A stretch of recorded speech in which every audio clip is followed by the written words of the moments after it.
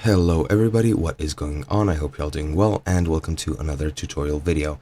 In this video I'll be teaching you guys how you can resize pictures and images in Notion, so let's get right into it. First and foremost, Notion is a text editing software, I guess you could call it. That is a very simplified way of viewing it. You can do a lot of different things in Notion, which I don't have the time to list all of them right now. Some examples are creating your own journal, creating a calendar. It's pretty much just a journaling and such app.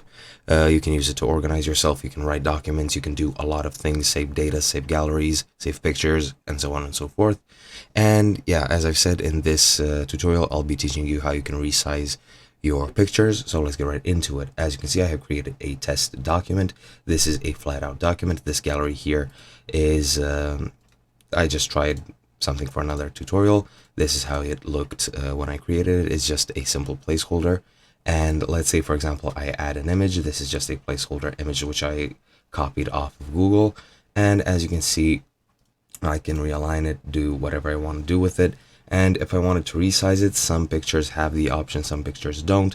However, you can just click on these sliders and pretty much like in any software which you can think of, you can just resize the images. Some images, I think most images rather, in Notion have a fixed resolution, so you cannot change it this way. But some things such as widgets, calendars, etc., can have these two tabs, one at the top and the bottom, and four at the corners, and you can resize them however you would like. But yeah, that's pretty much the gist of it. That is how you resize things in Notion. It is very similar to Word and other software like that.